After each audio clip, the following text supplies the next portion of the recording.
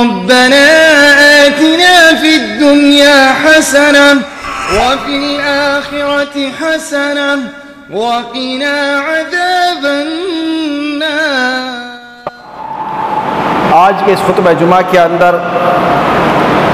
عشرہ ذی الحجہ کے اندر انجام دیے جانے والے اعمال میں سے سب سے اہم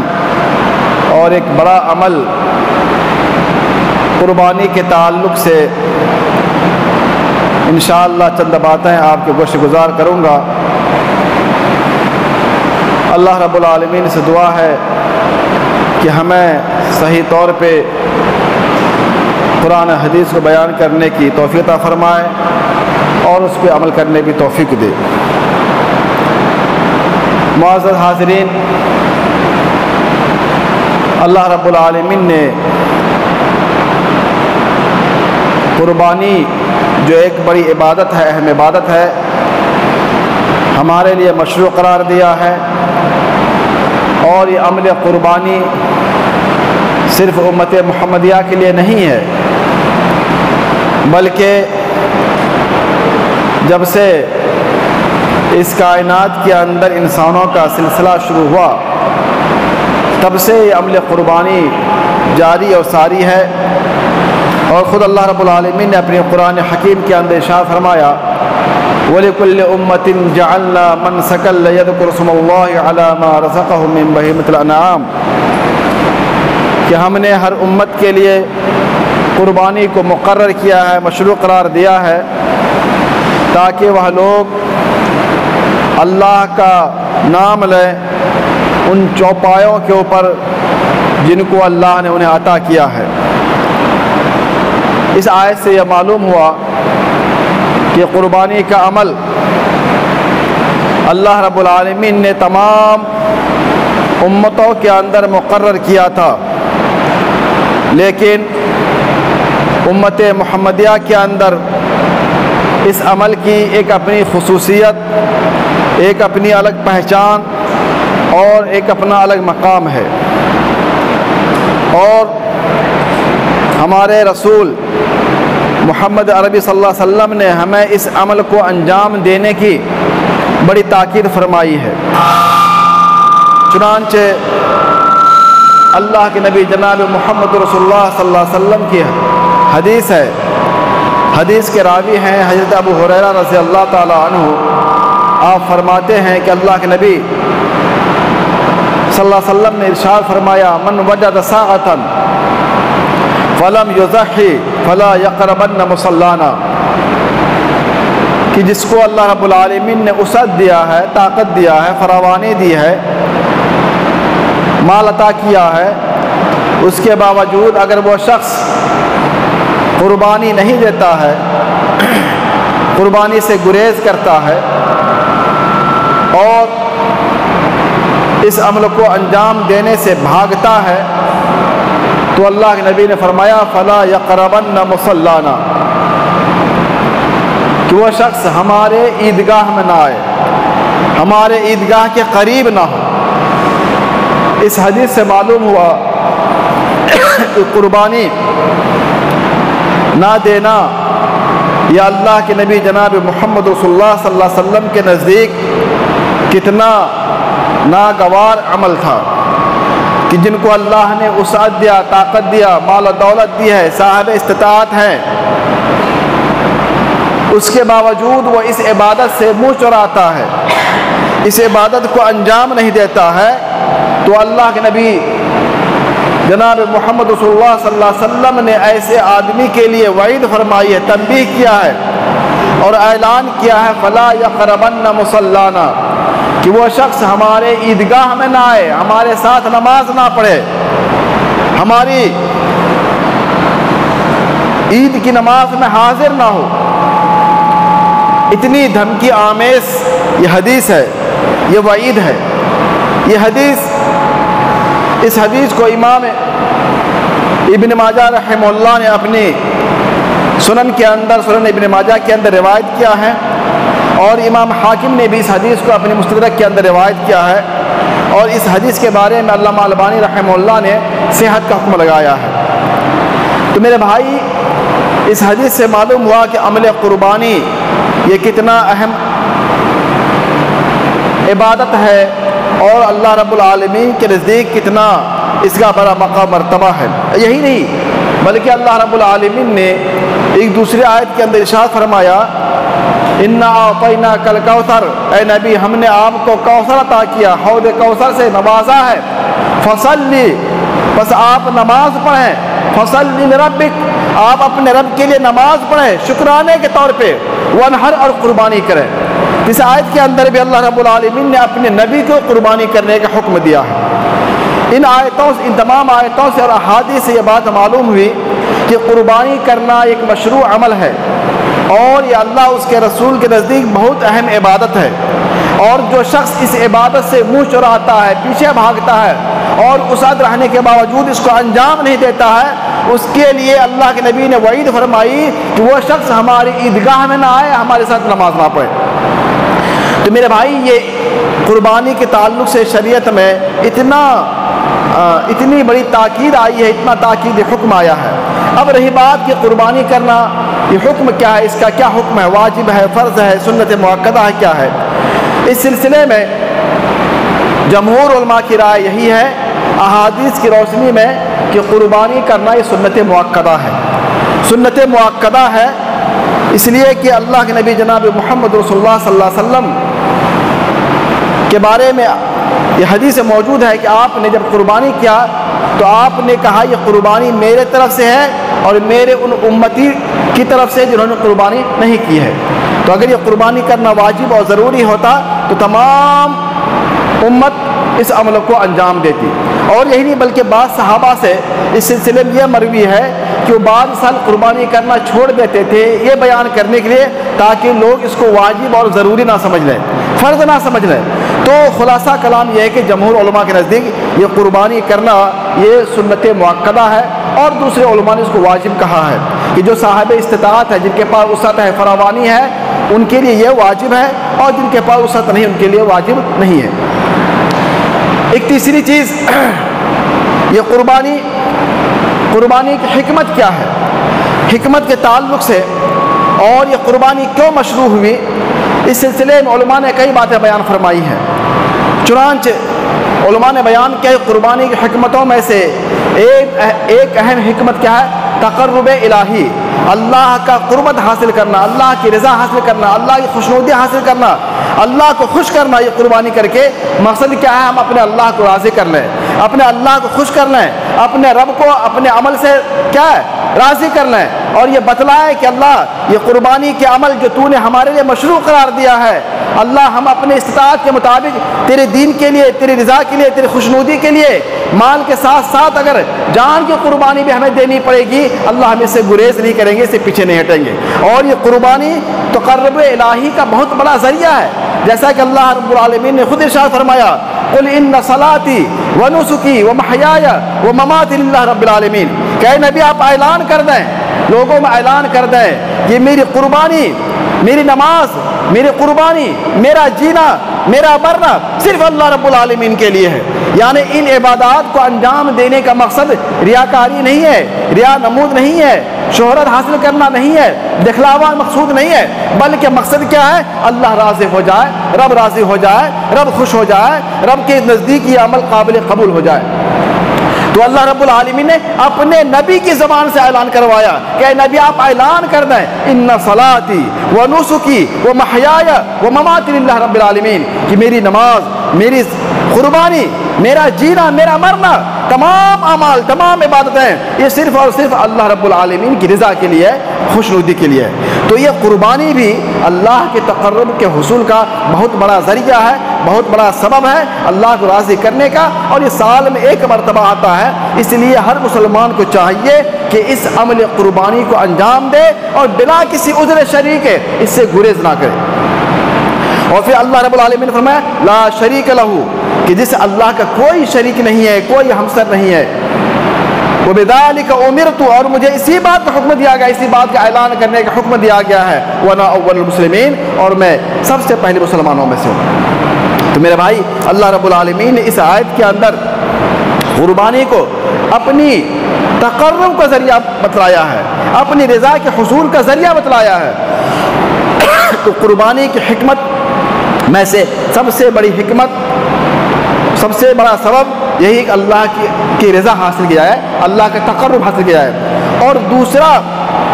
سبب یا دوسری حکمت یہ ہے، قربانی سنت ابراہیم کی احیاء،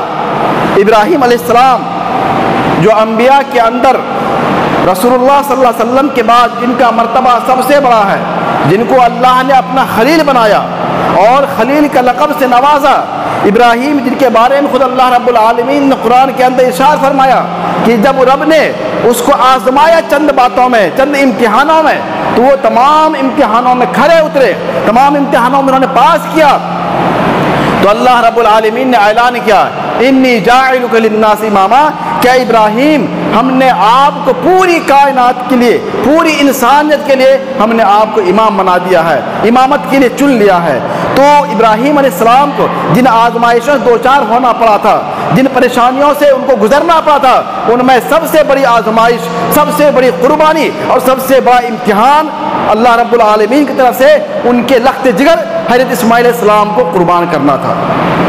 قربان کرنا تھا۔ اور جب دونوں باپ بیٹے اللہ کے فرمان پہ تیار ہو گئے، فلما اسلما وتلہ للجبین ونادیناہ یا ابراہیم قد صدقت الرؤیا انا کذلک نجزی المحسنین، کہ جب دونوں باپ بیٹے اللہ کے حکم کے سامنے سر خم تسلیم کر دیا، راضی برضا ہو گئے، اور اس کے دل میں کسی قسم کی کوئی بات نہیں آئی، کوئی شکوہ شکایت نہیں آیا، بیٹے کی محبت غالب نہیں، بیٹے کے پیار اور ممتا اس کو بہکایا نہیں، ہٹکایا نہیں، تو اللہ اور دونوں باپ بیٹے تیار ہو گئے، اور ابراہیم نے جب تیار اپنے بیٹے کو لٹایا قربان کرنے کے لیے، ذبح کرنے کے لیے، اللہ کی رضا کے لیے، اللہ کے حکم کو انجام دینے کے لیے، تو اللہ نے آواز لگائی قد صدقت الرؤیا یا ابراہیم، اے ابراہیم آپ نے اپنے رب کے حکم کو، اپنے رب کے خواب کو سچ کر دکھایا۔ اس لیے بیٹے کو ذبح کرنا مقصد نہیں ہے۔ پھر اللہ رب العالمین نے آگے فرمایا وَفَدَيْنَاهُ بِذِبْحٍ عَظِيمٍ، کہ ہم نے اسماعیل کو ایک ذبح عظیم کے بدلے میں چھڑا لیا، اسماعیل کو قربان ہونے سے بچا لیا، اور اللہ رب العالمین نے قیامت تک کے لیے اس عمل قربانی کو پوری انسانیت کے لیے مشروع قرار دیا۔ تو میرے بھائی، یہ عمل قربانی یہ ابراہیم علیہ السلام اور ان کے لخت جگر حضرت اسماعیل علیہ السلام کی جانثاری، فداکاری، اللہ کی محبت اور اللہ کے حکم پہ اپنے آپ کو تیار کر لینے کا ایک بہترین مثال تھی، اور ایک بہترین فداکاری، جانثاری کا ایک ثبوت تھا۔ اسی چیز کی احیا کے لیے اللہ رب العالمین نے اس قربانی کے عمل کو قیامت تک کے لیے تمام انسانوں کے لیے مشروع قرار دیا ہے۔ اور اللہ رب العالمین نے خود بیان فرمایا وَفَدَيْنَاهُ بِذِبْحٍ عَظِيمٍ، ہم نے ذبح عظیم کے ذریعے سے اس عمل کو اور اسماعیل کو ہم نے بچا لیا قربان ہونے سے۔ مفسرین نے بیان کیا ہے ذبح عظیم سے مراد یہی عمل قربانی ہے، یہی عمل قربانی ہے کہ جس کو اللہ تعالیٰ نے ابراہیم علیہ السلام کے زمانے سے لے کر کے قیامت تک تمام امتوں کے اندر یہ قربانی کا عمل مشروع قرار پایا۔ اور چونکہ ہم امت محمدیہ ابراہیم علیہ السلام کے سب سے بڑے تابع دار ہیں، ان کی ملت کی پیروی اور تابع داری کرنے والے ہیں، اس لیے ہماری شریعت کے اندر اس عمل کی بڑی تاکید آئی ہے، اور ہمارے نبی جناب محمد صلی اللہ علیہ وسلم نے اس عمل قربانی کی بڑی تاکید بیان فرمائی، اور احادیث کے اندر امت مسلمہ کے لیے ایک بڑی عبادت تقرب الہی کے بڑا سبب اور ذریعہ بیان فرمایا ہے۔ تو میرے بھائی، یہ حکمت میں سے دوسری حکمت کیا ہے؟ سنت ابراہیم کی احیاء، اس احیاء کو، اس سنت کو، ابراہیم علیہ السلام کی سنت کو، اس عمل کو ہم زندہ کریں اور اپنے اندر یہ جذبہ پیدا کریں اور یہ ثبوت دیں اور یہ اظہار کریں کہ ہم بھی جب موقع آئے گا اللہ کی راہ میں اپنی جان، اپنا مال اور ہر کچھ دنیا کی جتنی چیزیں ہیں چاہے ہماری پیاری کیوں نہ ہو، سب کو اللہ کے راستے ہم قربان کرنے کے لیے تیار ہو جائیں گے۔ تو سنت ابراہیم کی احیاء مقصد ہے۔ اور دوسری چیز ہے جو اللہ رب العالمین نے ہمارے لیے اس کے اندر حکمت رکھی ہے، وہ شکر الہی ہے کہ اس قربانی کے ذریعے سے ہم اللہ کا شکریہ ادا کریں، اللہ کا شکریہ ادا کریں، جیسا کہ اللہ رب العالمین نے ارشاد فرمایا فَكُلُوا مِنْهَا أَطْعِمُوا الْقَانِعَ وَالْمُعْتَرَ كَذَلِكَ سَخَّرْنَاهَا لَكُمْ لَعَلَّكُمْ تَشْكُرُونَ، کہ اے مسلمانوں، اس قربانی کے گوشت میں سے تم خود بھی کھاؤ اور وہ لوگ جو مانگنے سے کتراتے ہیں، جو محتاج ہیں لیکن مانگتے نہیں شرم کی وجہ سے، ان کو بھی کھلاؤ، یا جو لوگ مانگتے ہیں سوال کرتے ہیں ان کو بھی کھلاؤ۔ اور ان جانوروں کو ہم نے تمہارے تابع کر دیا ہے، تمہارے فرما بردار بنا دیا ہے تاکہ تم اللہ کا شکریہ ادا کرو، اللہ کا شکریہ ادا کرو کہ دنیا کی جتنی چیزیں ہیں، جانور ہو، چرند ہو، پرند ہو، حیوان ہو، یہ سب تمہارے تابع ہیں، تمہارے فرما بردار ہیں، تمہاری ضروریات کے اللہ نے پیدا فرمایا ہے، تو تم اس پہ اللہ کا شکریہ ادا کرو۔ تو قربانی کرنے کا ایک اہم حکمت کیا ہے؟ اللہ کا شکریہ ادا کرنا ہے میرے بھائی۔ یہ قربانی کی حکمت ہے، ان حکمتوں کا ہمیں انجام دینا ہے، اور ساتھ ہی ساتھ قربانی کرنے کے لیے چند شرائط بھی ہیں جن کا اہتمام کرنا اور جن کا خیال رکھنا یہ ہر مسلمان کا ضروری ہے۔ قربانی چونکہ ایک بڑی عبادت ہے اور سال میں ایک مرتبہ یہ عبادت آتی ہے، اس لیے ہم اس عبادت کو انجام دیتے وقت چند باتوں کو ملحوظ رکھنا ہمارے لیے ضروری ہے۔ قربانی، جیسے کہ میں نے کہا کہ قربانی یہ بہت بڑی عبادت ہے، اور عبادت کے اندر پہلی چیز ہے اخلاص کا ہونا۔ اخلاص کا ہونا، جس عبادت کے اندر اخلاص نہیں ہوگا وہ عبادت قبول نہیں ہوگی، چاہے آپ اس عبادت میں جتنا پیسہ خرچ کر دیں، لاکھوں روپے لٹا دیں، کروڑوں خرچ کر دیں، اس عبادت کا کچھ بھی حاصل نہیں ہے، کوئی مقصد نہیں ہے۔ اور قربانی چونکہ ایک بڑی عبادت ہے، اس لیے اس کے اندر پہلی چیز اخلاص کا ہونا ہے کہ مقصد کیا ہو؟ ریاکاری نہ ہو کہ ہم بڑا جانور خرید لیں تاکہ لوگ علاقے میں ہماری شہرت ہو جائے کہ فلاں شخص نے لاکھوں کا جانور خریدا ہے، 50,000 کا بکرا خریدا ہے، 50,000 کا اونٹ خریدا ہے، ہماری شہرت ہو جائے، ہمارا نام ہو جائے، ہمارا ڈنکا بج جائے، نہیں، بلکہ قربانی کا مقصد کیا ہے؟ اللہ خود فرماتا ہے لَن يَنَالَ اللَّهَ لُحُومُهَا وَلَا دِمَاؤُهَا وَلَكِنْ يَنَالُهُ التَّقْوَىٰ مِنكُمْ۔ یہ لوگوں سنو،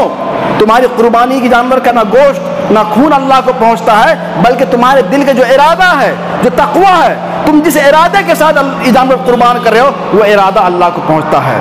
تمہارا مقصد کیا ہے، تمہاری نیت کیا ہے، وہ نیت اللہ کو پہنچتی ہے۔ اس لیے قربانی کرتے وقت ہمیں مکمل طور پہ ہمارے دل کے اندر صرف اللہ کو راضی کرنا مقصد ہو، اللہ کو خوش کرنا مقصد ہو، ریاکاری، ریا نمود، دکھاوا اور شہرت مقصد نہ ہو میرے بھائی۔ اور دوسری چیز ہے قربانی کرنے کے لیے مسلمان کا صحیح عقیدہ ہونا، شرک و بدعت سے بچنا، کیونکہ جس مسلمان کے اندر شرک پایا جائے گا، بدعت پائی جائے گی، اس مسلمان کا کوئی بھی عمل، کوئی بھی عبادت اللہ کے قابل قبول نہیں ہے میرے بھائی۔ مشرک کا، بدعتی کا کوئی بھی عمل قابل قبول نہیں ہے، اس لیے مسلمان کا صحیح العقیدہ ہونا ضروری ہے۔ اور تیسری چیز ہے جن کا تعلق جانوروں سے ہے، جو جانور ہم قربان کریں ان جانوروں کے اندر چند باتوں کو ملحوظ رکھنا بہت ضروری ہے۔ اللہ کے نبی جناب محمد صلی اللہ علیہ وسلم نے ہماری رہنمائی فرمائی ہے کہ ہم جانور کیسا ذبح کریں، قربانی جانور کیسا ہونا چاہیے۔ چنانچہ برا بن عازب رضی اللہ تعالیٰ عنہ کی مشہور حدیث ہے، برا بن عازب رضی اللہ تعالیٰ عنہ کی مشہور حدیث ہے کہ اللہ کے نبی نے فرمایا اربع لا تجوز فی الاضاحی، کہ 4 قسم کے جانور ایسے ہیں جو قربانی کے اندر درست نہیں ہے، جائز نہیں ہے، جن کا قربانی کرنا درست نہیں ہے۔ ان باتوں سے، 4 باتوں سے 4 عیوب ایسے ہیں کہ وہ جانور کے اندر پائے جائیں گے تو وہ جانور کسی بھی صورت میں قربانی کے لیے درست نہیں ہوں گے۔ چنانچہ وہ کیا ہے؟ اللہ رب نے فرمایا العوراء بین عورها، ایسا جانور جس کی آنکھ میں بھیگا پن ہو، جس کی آنکھ ٹیڑھی ہو، کانا نہیں، کانا بھی ہے، کانا تو ہے ہی، بھیگا پن، جس کی آنکھ میں بھیگا پن ہو، بھینگا بولتے ہیں جس کی آنکھ ٹیڑھی ہوتی ہے، تو ایسا جانور جس کی آنکھ ٹیڑھی ہو، ایسے جانور، اور وہ ٹیڑھا پر اتنا واضح ہو کہ لوگ دیکھتے جان جائیں کہ جانور کی آنکھ میں کیا ہے؟ عیب ہے، آنکھ ٹیڑھی ہے، تو ایسے جانور کی قربانی جائز نہیں ہے۔ پھر اللہ نبی نے فرمایا والمریض تو بین مرضھا، ایسا لاغر، ایسا کمزور، ایسا دبلا پتلا جانور کہ جس کی ہڈی دکھائی پڑ رہی ہو، جس کے گودا نہ ہو، گوشت نہ ہو، ایسے جانور کی قربانی جائز نہیں ہے۔ آدمی پیسہ دوسرے کاموں میں بے شمار پیسے خرچ کر دیتا ہے، لیکن قربانی کے اندر بھی جاتا ہے اور طرح طرح کے حیلے بہانے کرتا ہے اور سستا جانور ڈھونڈتا ہے، سستا کہاں مل جائے، کہاں مل جائے، اور اس کے لیے کیا ہے؟ کمزور، لاغر، دبلا پتلا جانور خرید لیتا ہے۔ تو میرے بھائی ایسے جانور کی قربانی جائز نہیں ہے کہ جس کے اندر گودا نہ ہو، گوشت نہ ہو۔ اور پھر اللہ نبی نے فرمایا والعرجاء بین ضلوعها، ایسا لنگڑا جانور جس کا لنگڑا پن ظاہر ہو، جس کا کیا ہے لنگڑا پن، جس کے پیر میں عیب ہو، پیر کٹا ہوا ہو یا پیر جانور لنگڑاتا ہو، تو قربانی میں ایسا جانور، لنگڑے جانور کی قربانی جائز نہیں ہے۔ اور والکثیر التی لا تنقی، اور ایسا جانور جس کا پیر ٹوٹا ہوا ہو، جس کا پیر ٹوٹا ہو، پیر ہے ہی نہ، کٹا ہوا کچھ بھی ہو، یا لنگڑا کے چلتا ہے، پیر کٹا ہوا ہے، تو ایسے جانور کی قربانی بھی جائز نہیں ہے۔ تو اللہ نبی نے فرمایا کہ جب جانور خریدو تو ان عیوب کو مد نظر رکھو کہ ایسے عیوب جانور کے اندر نہ ہو۔ اور ایک دوسری حدیث ہے حضرت علی رضی اللہ تعالیٰ عنہ کی، اس میں آپ نے فرمایا کہ علی کہتے ہیں کہ اللہ نبی ہمیں حکم دیا کہ جب ہم قربانی جانور خریدیں تو ہم غور سے دیکھ لیں کہ وہ جانور کیسا ہو، کانا جانور نہ ہو، ایسا جانور نہ ہو جس کی سینگ ٹوٹ گئی ہو، جس کا کان کٹا ہوا ہو، یہ کان میں بڑا سوراخ ہو، تو ایسے جانور کی قربانی سے ہمیں بچنا چاہیے، ایسے جانور قربانی سے ہمیں بچنا چاہیے۔ اور قربانی کے لیے کیا فربا، موٹا، تازہ، تندرست جانور کرنی چاہیے، چونکہ یہ اللہ کی عبادت ہے، اور عبادت کے لیے، نیکی کے لیے اللہ تعالیٰ کی خود ارشاد ہے لن تنالوا البر حتی تنفقوا مما تحبون، کہ تم ہرگز نیکی کو، بھلائی کو نہیں پہنچ سکتے ہو یہاں تک کہ تم اپنی سب سے پیاری چیز، سب سے قیمتی چیز اللہ کے راستے میں خرچ کر دو۔ تو عبادت بہت بڑی، یہ قربانی بہت بڑی عبادت ہے، اس لیے ہمیں اس عبادت کے اندر اللہ کو راضی کرنے کے لیے، اللہ کو خوش کرنے کے لیے اپنا اچھا مال استعمال کرنا چاہیے، اور لاغر کمزور جانور ہمیں استعمال نہیں کرنا چاہیے۔ ایک تیسری شرط ہے جانور کے لیے، اللہ نبی نے فرمایا لا تذبحوا الا مسنہ، کہ تم جانور کے اندر ایسے جانور ذبح کرو جو داتا ہوا ہے، مسنہ جانور جو داتا ہوا ہے، جس کے دودھ دانت ٹوٹ گئے ہوں اور دوسرا دانت نکل گیا ہو، جس کو داتا ہو بولتے ہیں، معاشرے کے اندر سب سمجھتا ہے، تو ایسے جانور قربانی ضروری ہے۔ جو جانور داتا ہوا نہیں ہے، چاہے وہ دیکھیں جتنا موٹا تازہ ہو، اس کی قربانی درست نہیں ہوگی۔ تو قربانی کے اندر ان باتوں کا۔ اور تیسری چیز، قربانی وقت پہ ہو، قربانی وقت پہ، جو وقت ہے، وقت کیا ہے؟ عید کی نماز کے بعد، جب تک نماز نہ پڑھیں قربانی نہ کریں۔ اللہ نبی نے فرمایا جو شخص نماز سے پہلے قربانی کر لیا اس کی قربانی ادا نہیں ہوئی، عام جانور طرح گوشت ہو گیا تم کھاؤ، لیکن وہ اس سے قربانی کا جو فرضیت ہے، جو تاکیدی حکم ہے، وہ تم سے ساقط نہیں ہوا۔ تو قربانی کا جانور جب ہم نماز پڑھ لیں تب جا کے ہم قربان کریں اور جانور ذبح کریں، اور بھی ہماری قربانی صحیح ہو جائے گی۔ تو میرے بھائی، یہ قربانی کا دن آنے والا ہے، آج سے ذی الحجہ کا مہینہ شروع ہو چکا ہے، 10 دن کے بعد انشاءاللہ قربانی کا دن ہوگا، اور یہ قربانی کے دن اللہ کے نزدیک سب سے بڑا دن ہے۔ اللہ نبی نے فرمایا افضل ایام الدنیا یوم النحر، کہ دنیا کے اندر سب سے افضل دن کیا ہے؟ یوم النحر کا دن ہے، قربانی کا دن ہے، 10ویں ذی الحجہ ہے۔ اس لیے یہ شریعت کے اندر ہمیں اللہ کے نبی جناب محمد صلی اللہ علیہ وسلم نے اس دن کی بڑی فضیلت بیان فرمائی ہے، بڑی تاکید آئی ہے، اس لیے ہمیں یہ قربانی کے عمل کو انجام دینے کے لیے بڑا احتیاط سے کام لینا ہے، چونکہ یہ عبادت ہے، اور عبادت کے اندر صحیح احادیث پہ ہمیں عمل کرنا ہے۔ اور قربانی کے سلسلے میں جو بہت سی باتیں بیان کی جاتی ہیں کہ جس جانور کے جتنے بال ہوں گے اتنے ثواب ملے گا، یہ تمام احادیث، یا کہ موٹا جانور ذبح کرو یہ کل پل صراط میں تمہارے لیے سواری کام بنے گا، یہ تمام احادیث ضعیف ہیں۔ بس یہ سمجھ لیں قربانی ایک مشروع عمل ہے، ایک عبادت ہے جو اللہ نے ہمارے لیے مقرر کیا ہے، اس لیے ہمیں اس عبادت کو انجام دینا ہے، اور صحیح طریقے انجام دینا ہے، اخلاص کے ساتھ، خلوص نیت کے ساتھ، حلال پیسے کے ساتھ، حلال پیسے کے ساتھ، حرام پیسے کے ساتھ، سود کے پیسے کے ساتھ ہمیں یہ عمل نہیں کرنا ہے، ورنہ یہ ہمارا عمل قبول ہی نہیں ہوگا۔ اور اللہ تعالیٰ سے دعا ہے کہ ہم تمام مسلمانوں کو اپنی قربانی کو صحیح طور پہ کتاب و سنت مطابق ادا کرنے کی توفیق عطا فرمائے۔